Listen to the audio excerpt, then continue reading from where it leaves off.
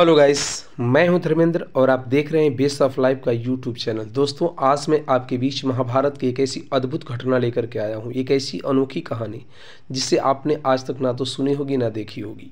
और वीडियो को अंत तक देखेंगे तो आप वास्तव में आश्चर्यचकित हो जाएंगे। जी हाँ, बिल्कुल आपने सही सुना। आज मैं महाभारत की एक ऐसी घटना लाया हूँ जिस घटना का शीर्षक है वो कौन सी महिला थी महाभारत की घटना के अंतर्गत जिसने अपने ही बच्चे के मांस को नोच नोच के खा रही थी। एक ऐसी महिला का चित्रण मैं आपके बीच करूंगा जो अपने ही बच्चे के मांस को नोच नोच के खा रही थी। शायद इस घटना को आप नहीं जानते होंगे ना सुने होंगे। मुझे पक्का विश्वास है ये घटना आपको बहुत पसंद आएगी। मैंने इसे खोज निकाला है और इसका प्रमाण भी है। आप कहानी को बस बिना स्किप किए अंत तक सुनेंगे तो आपको वास्तव में लगेगा कि यह महाभारत की एक अनोखी घटना है जिससे मैं आज आपको रूबरू कराने जा रहा हूँ, अवगत कराने जा रहा हूँ। तो बिना देर किए मैं वीडियो शुरू करूँ इससे पहले यदि आप हमारे चैनल पर नए हैं तो प्लीज़ चैनल को सब्सक्राइब कर लें, बेल नोटिफिकेशन को भी प्रेस कर लीजिएगा और वीडियो अच्छी लगे तो लाइक ज़रूर करें, क्योंकि आप लोगों के लाइक करने में कोई पैसा नहीं लगता आपका, लेकिन हमें बड़ा मोटिवेशन मिलता है और भी वीडियोस डालने के लिए और खोजने के लिए। बड़ी मेहनत लगती है किसी चीज़ को खोजने में, और मैं ऐसी अजीब घटनाओं को खोज करके आपके बीच लाता हूँ जो आपको अनोखी और अनसुनी लगे और रोमांचित करे। पूरा प्रयास रहता है। और वीडियो अच्छी लगे तो दोस्तों में लाइक भी करें, शेयर करें। तो चलिए दोस्तों, मैं वीडियो शुरू करता हूँ। महाभारत का युद्ध, महाभारत की घटना से ही शुरू करूंगा। एक ऐसी माँ, एक ऐसी औरत जो अपने बच्चे के मांस को नोच नोच के खा रही थी। क्या थी वजह, क्यों नोच के खा रही थी, और ये औरत थी कौन? आज मैं इस सारी चीज़ों को आपके बीच रखूंगा और लास्ट में जाते जाते आप भी इसमें कमेंट बॉक्स में अपना राय जरूर दें कि आपको ये वीडियो कैसी लगी। तो महाभारत की घटना है, महाभारत का युद्ध चल रहा था। महाभारत की घटना में आप सभी जानते हैं कौरवों के तरफ से कृपाचार्य, द्रोणाचार्य, भीष्म पितामह, कर्ण, अर्जुन, और कौरवों के दल से शकुनी, अश्वत्थामा जैसे महान योद्धाओं ने भाग लिया था। वहीं पांडवों के तरफ से जब युद्ध चल रहा था तो अर्जुन, भीम, नकुल, सहदेव, युधिष्ठिर और भगवान श्री कृष्ण भी सारथी के रूप में अहम भूमिका में थे। युद्ध बहुत ही भयंकर हुआ, आप सभी जानते हैं। बड़ा नरसंहार हुआ, भयानक नरसंहार हुआ, जिस नरसंहार के बाद युद्ध समाप्ति हुई, कौरवों की हार हुई और पांडवों की जीत हासिल हुई। पांडव जब जीत गए युद्ध में, तो अब जैसा कि विदित है कि जब महाभारत का युद्ध चल रहा था तो युद्ध के दौरान अभिमन्यु की मृत्यु हुई थी। अर्जुन पुत्र अभिमन्यु का वध किया गया था कौरवों के द्वारा, और अभिमन्यु के मृत्यु के समय उनकी पत्नी उत्तरा के गर्भ में अभिमन्यु का पुत्र पल रहा था। और युद्ध समाप्ति के बाद अभिमन्यु की पत्नी उत्तरा के गर्भ से परीक्षित नाम के पुत्र का जन्म हुआ, जो आगे चल करके हस्तिना की गद्दी पर बैठे। हस्तिनापुर के अग्रिम जो राजा बने वो राजा परीक्षित हुए युधिष्ठिर के बाद। राजा परीक्षित का शासन बड़ा ही बेहतर चल रहा था। प्रजा उनकी बहुत उनको लाइक करती थी, पसंद करती थी। इनका शासन भी बहुत बढ़िया चलता था। एक रोज की घटना थी। श्रृंगी नाम के ऋषि एक पर्वत पर तपस्या कर रहे थे। श्रृंगी ऋषि की तपस्या का प्रकोप बड़ा भयानक चल रहा था। चारों तरफ हाहाकार मचने लगा। राजा परीक्षित का महल भी उनकी तपस्या से चमक उठा था।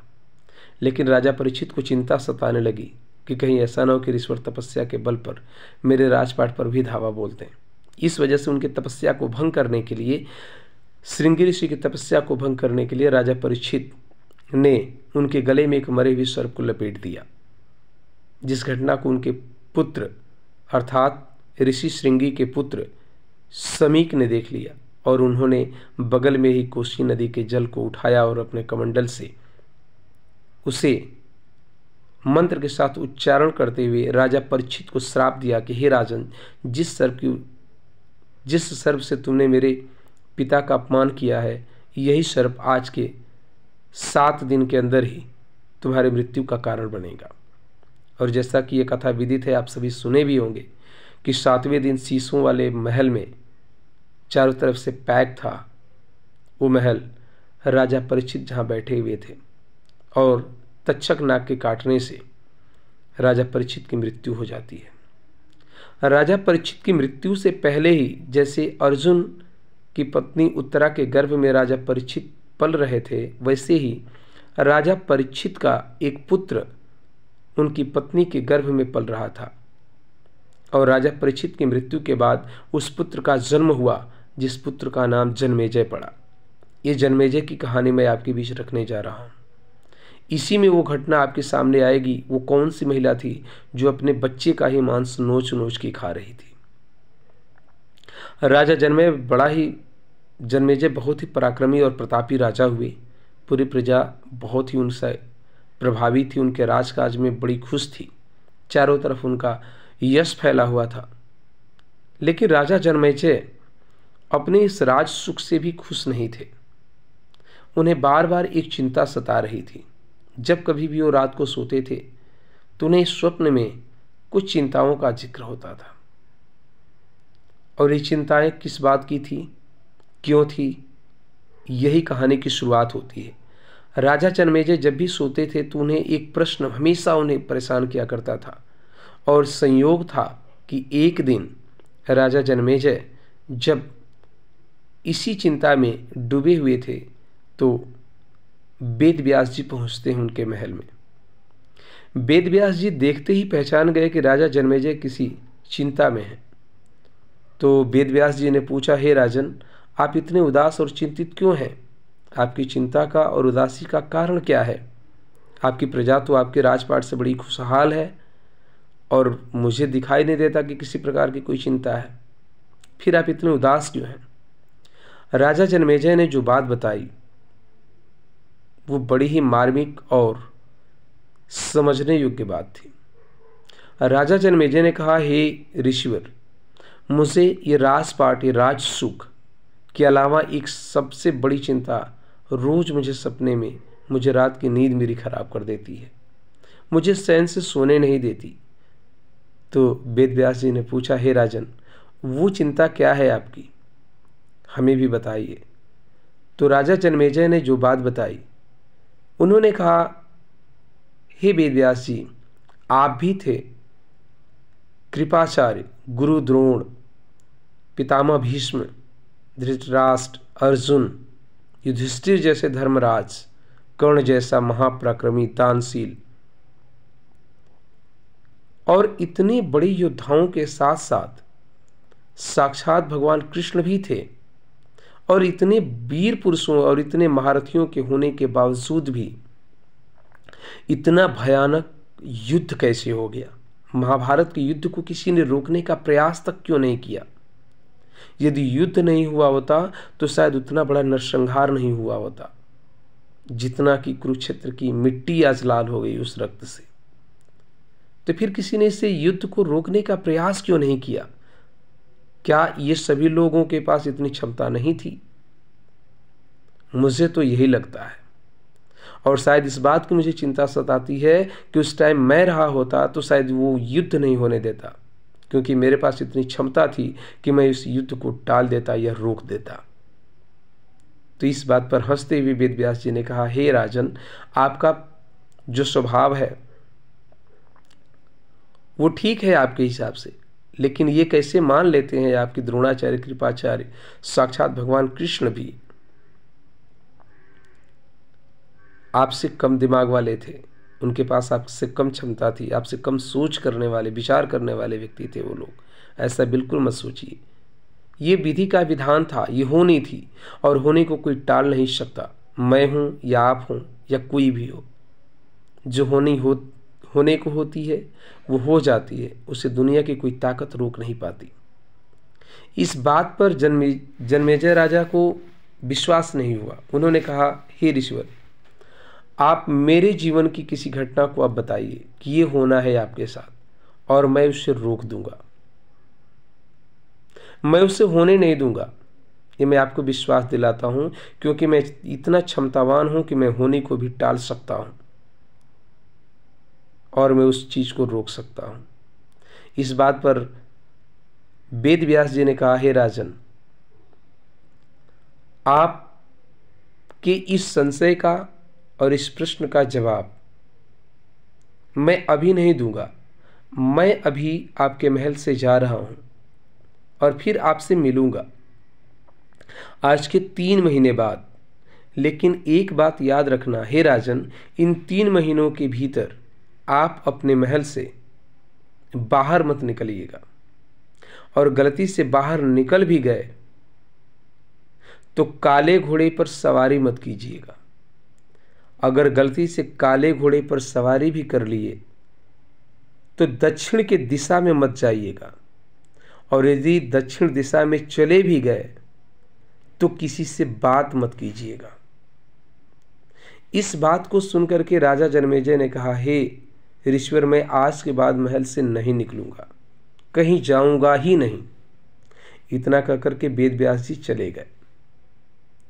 जब वेद व्यास जी चले गए तो राजा जन्मेजय ने यह प्रतिज्ञा की कि मैं आज के बाद इस महल से बाहर 3 महीने तक नहीं जाऊंगा। धीरे धीरे समय बीतता गया। 10 दिन, 20 दिन, 1 महीना बीत गया। 1 महीने बीतने के बाद राजा अपने महल में आराम से सोए हुए थे। रात को 1 बजे किसी निरीह, अबला, दर्द से भरी एक औरत की आवाज सुनाई दी, जो औरत अपने चित्कार में रो रही थी। बच्चे को पुकार पुकार करके चिल्ला रही थी, विलाप कर रही थी और रो रही थी। ये चित्कार की जो आवाज थी राजा जन्मेजय को सोने नहीं दे रही थी। और अचानक राजा ने अपना तलवार उठाया और चल दिए। अस्तबल में गए तो संयोग था कि उन्होंने उसी काले घोड़े को ही हाथ लगाया जिसके लिए राजा जन्मेजय को वेद व्यास जी ने मना किया था, लेकिन काले घोड़े पर बैठ गए। जब रास्ते में जाने लगे तो काला घोड़ा थोड़ा सा अनियंत्रित हुआ और उसी दिशा में चल दिया जिसके लिए मना किया गया था। दक्षिण की दिशा में ही चल दिए, क्योंकि चित्कार की जो आवाज थी वो दक्षिण दिशा से ही आ रही थी। जब राजा जन्मेजय दक्षिणी दिशा में कुछ दूर तक आगे गए तो देखते हैं कि एक महिला अपने बच्चे का विलाप कर रही थी, उसके लिए रो रही थी। उसकी उस आवाज को, रोने की आवाज को सुन करके राजा अपने घोड़े से उतरते हैं और जाते हैं उस महिला के पास। हे मां, तुम्हें क्या प्रॉब्लम है, क्या दिक्कत है, क्या परेशानी है, तुम क्यों रो रही हो? तो उस महिला ने बताया, हे राजन, आपका राजपाट, आपकी व्यवस्था से पूरी प्रजा खुश है, मैं भी बड़ा खुश हूं। खुश थी, लेकिन आज अचानक मेरा इकलौता बेटा जिसे मार दिया गया और वो सामने सूली पर उसे लटका दिया गया है, मुझे उसे छूने तक के लिए नहीं दिया गया। मेरी यह अंतिम इच्छा है कि मैं उस बच्चे का दाह संस्कार करूं और एक बार उस बच्चे के मुंह को चूम लूं। राजा ने कहा, हे मां, तुम्हारी इस इच्छा को मैं पूर्ण करूंगा। और राजा करते क्या है, उसी लाश जहां सूली के ऊपर टांगी गई थी उसी लाश के सामने जाते हैं और खुद को, अपने आप को खड़ा कर देते हैं और अपने कंधे पर कहते हैं कि माँ तुम बैठ जाओ, और कंधे पर चढ़ करके और उस बच्चे के मुख को तुम चूम लो। राजा जन्मेजय जब वहाँ खड़े हो जाते हैं तो उनके कंधे पर चढ़ करके वो माँ अपने बच्चे का मुंह चूमने के लिए खड़ी हो जाती है। राजा जन्मेजय नीचे खड़े हैं, उनके कंधे पर वो माँ अपने बच्चे को चूमने के लिए खड़ी है। धीरे धीरे समय बीत रहा है। 2 मिनट, 4 मिनट, 5 मिनट, 10 मिनट, आधे घंटे बीत गए, अब तक चूम रही है। राजा जन्मेजय परेशान, हैरान है, ये कर क्या रही हो माँ? बोल रहे, कोई आवाज नहीं आ रही है। सोचते हैं अभी थोड़ी देर बाद उतर जाएंगी, बच्चा मरा है, दुख में होगी। लेकिन फिर 10 मिनट बीत जाते हैं, 15 मिनट बीत जाते हैं, 45 मिनट बीतने के बाद ऊपर से रक्त की फुहार नीचे गिरने लगती है, कट कट करके मांस नीचे गिरने लगता है। तो इस चीज को देख करके राजा जन्मेजय आश्चर्यचकित हो जाते हैं और जब ऊपर अपने आप को, अपने चेहरे को, मुड़ी को थोड़ा सा उठा करके ऊपर की तरफ जब देखते हैं तो वो दृश्य देख करके दंग रह जाते हैं। दृश्य क्या था? वही औरत जो अपने बच्चे के लिए चिल्ला चिल्ला करके चित्कार कर रही थी, और वो जब राजा जन्मेजय देखे तो उनके कंधे पर खड़ा होकर के बेटे के मुंह को चूमने की बजाय उसे नोच नोच के खा रही थी, मांस को खाने लगी थी। और उस मांस को खाने के दृश्य को देख करके विचलित हो उठे राजा और क्रोध में आकर के अपनी तलवार निकाल लेते हैं। जैसी तलवार निकालते हैं, अचानक वो बच्चा और वो महिला दोनों गायब, अदृश्य हो जाते हैं दोनों। राजा बड़े आश्चर्य में पड़ते हैं। फिर उन्हें अचानक वेद व्यास जी के वचन याद आते हैं। रास्ते में आते वक्त वो यही सोचते हैं, हो सकता है कोई मायावी रही होगी। यह सोच करके राजा जन्मेजय आते हैं और आराम से अपने बिस्तर पर फिर से सो जाते हैं। सुबह होती है। सुबह जैसे ही हुई, राजा जन्मेजय जब उठे तो एक बड़ा ही सोचने वाली घटना घटित हुई थी। सो करके उठने के बाद राजा जन्मेजय जैसे ही बिस्तर से उठे तो देखते हैं शीशे में अपने आप को, तो उनका पूरा शरीर सफेद पड़ चुका था, भवें तक सफेद हो गई थी, कोढ़ का रोग लग चुका था उन्हें, पूरे शरीर में कोढ़ फैल चुका था, जिसे देख करके राजा जन्मेजय बिल्कुल आश्चर्यचकित हो जाते हैं, दंग रह जाते हैं कि ये सब क्या होने लगा मेरे साथ।